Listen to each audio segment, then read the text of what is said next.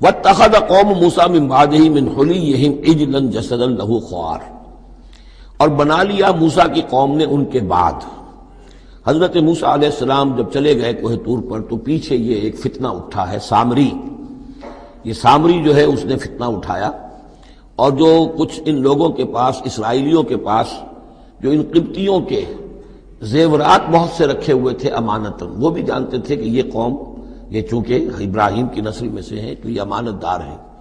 جب یہ وہاں سے چلے تو وہ سارے جو ہیں وہ زیورات بھی وہ لے کر آ گئے تھے اپنے دشمنوں کے، ان زیورات کو لے کر اس نے گلایا، آگ میں تبایا، گلایا، اور اس سے بچھڑے کی شکل بنائی، اور کچھ ایسی کاریگری رکھی کہ اس میں سے ہوا جب گزرتی تھی ایسے سوراخ رکھ دیے کہ اس میں سے ایسی آواز آتی تھی جیسے کہ بچھڑا جو ہے وہ بول رہا ہے،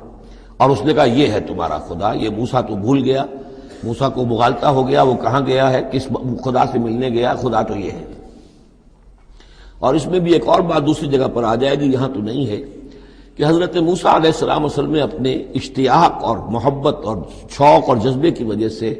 قبل از وقت چلے گئے تھے، جو وقت معین تھا کوہ طور پر آنے کا اس سے پہلے۔ تو اللہ نے جواب طلبی کی تھی، ما عجلک عن قومک یا موسیٰ، اے موسیٰ اپنی قوم کو چھوڑ کر پہلے کیسے آ گئے ہو؟ اور انہوں نے جواب دیا، عجلت الیک رب لترضیٰ، پروردگار میں جلدی آیا تاکہ تو راضی ہو جائے، تو میرا شوق دیکھ، میرا اشتیاق دیکھ، تیری محبت، تجھ سے گفتگو اور کلام کی جو میرے اندر شوق ہے اس کی وجہ سے آیا ہوں۔ تو گویا کہ وہ تو شاباش کی توقع رکھتے تھے، یہاں ڈانٹ پڑ گئی، ما عجلک عن قومک یا موسیٰ قال عجلت الیک رب لترضیٰ، لیکن اللہ نے فرمایا فإنا فتنا قومک من بعدک، تمہاری اس عجلت کی وجہ سے ہم تمہاری قوم کو تمہارے بعد فتنے میں ڈال چکے ہیں۔ تو جلدی خیر کے لیے بھی نہیں کرنی چاہیے، خیر کے کام کو بھی عین وقت پر سہج پکے سو میٹھا ہو۔ تو اضلهم سامری نے انہیں گمراہ کر دیا ہے، وہ تذکرہ ہو رہا ہے۔ من حلیہم، زیوروں سے، عجلا جسدا، ایک بدن سا بنایا بچھڑے کا سا، لہو خوار، جس میں گائے کی سی آواز آتی تھی۔ الم یروا انہ لا یکلمہم، کیا انہوں نے یہ نہیں غور کیا کہ وہ نہ ان سے بات کر سکتا ہے، وہ گدھے کی سی یا گھوڑے کی سی یا بچھڑے کی سی آواز سے تو کوئی بات نہیں بنتی، ولا یہدیہم سبیلا، نہ انہیں وہ کوئی راستہ بتا سکتا ہے۔ اتخذوہ وکانوا ظالمین، انہوں نے اسی کی عبادت شروع کر دی، اسے معبود بنا لیا، اور وہ تھے بہت ظالم۔ ولما سقط فی ایدیہم ورأوا انہم قد ضلوا، اور جب ان کے ہاتھوں کے طوطے اڑ گئے، پچھتاوا ہوا، یعنی ان میں سے بھی گویا کہ 3 حصوں میں قوم تقسیم ہو گئی۔ ایک قوم، بڑا حصہ قوم کا وہ رہا جو اس گناہ میں شریک نہیں ہوا، ایک حصہ وہ تھا کہ جو کچھ دیر کے لیے شریک رہا لیکن فوراً ہوش میں آ گیا بعد میں، تیسرا حصہ وہ تھا جو حضرت موسیٰ علیہ السلام کی واپسی تک اس پر اڑا رہا، جازم رہا۔ تو یہاں اس درمیانی طبقے کا ذکر ہو رہا ہے، وَلَمَّا سُقِطَ فِي أَيْدِيهِمْ وَرَأَوْا أَنَّهُمْ ضَلُّوا، جب ان کے ہاتھوں کے طوطے اڑ گئے، ان کے پچھتاوا طاری ہوا، اور انہوں نے سوچا ہم تو گمراہ ہو گئے، یہ ہم کیا کر بیٹھے۔ قَالُوا لَئِن لَّمْ يَرْحَمْنَا رَبُّنَا، انہوں نے کہا کہ اگر ہمارے رب نے ہم پر رحم نہ فرمایا، وَيَغْفِرْ لَنَا، اور اگر ہمیں بخش نہ دیا، لَنَكُونَنَّ مِنَ الْخَاسِرِينَ، تو ہم تو ہو جائیں گے بہت خسارے والوں میں سے۔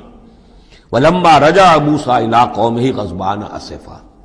تو جب موسیٰ لوٹے اپنی قوم کے پاس، غضبان آصفا، غضبان یہ فعلان کے وزن پر،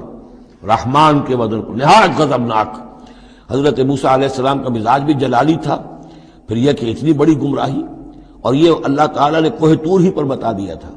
کہ تمہاری قوم پیچھے فتنے میں پڑ چکی ہے اور وہ گمراہ ہو چکی ہے۔ فَإِنَّا فَتَنَّا قَوْمَكَ مِن بَعْدِكَ وَأَضَلَّهُ السامری، تو وہاں سے آئے ہی ہیں تو غضبناک تھے، غضبان آصفا، نہایت افسوس میں بھی اور سخت غضبناک۔ قال بئس ما خلفتمونی من بعدی، یہ خطاب حضرت ہارون سے بھی ہو سکتا ہے اور اپنی پوری قوم سے بھی ہو سکتا ہے۔ بری ہے میری نیابت جو تم نے کی ہے میرے بعد، عاجلتم امر ربکم، تم نے اپنے رب کے معاملے کے اندر جلدی کی، میرا انتظار کرتے، اگر اس نے کچھ بنا ہی دیا تھا، کوئی شعبدہ دکھایا تھا، میرے آنے تک انتظار کر لیتے، میں تمہیں بتاتا اس کی حقیقت کیا ہے۔ وَأَلْقَى الْأَلْوَاحَ، اور انہوں نے وہ جو تختیاں لے کر آئے تھے کوہ طور سے تورات والی، وہ تو ایک طرف ڈال دیں۔ وَأَخَذَ بِرَأْسِ أَخِيهِ يَجُرُّهُ إِلَيْهِ، اور غضبناک ہو کر اپنے بھائی حضرت ہارون علیہ السلام کا سر کے بال پکڑ لیے اور اپنی طرف کھینچا غصے میں، یہ تم نے کیا کیا میرے پیچھے، یہ میں تمہیں خلیفہ بنا کر گیا تھا۔ قال ابن امہ، انہوں نے کہا اے میرے ماں جائے، اے میرے ماں کے بیٹے، ان القوم استضعفونی،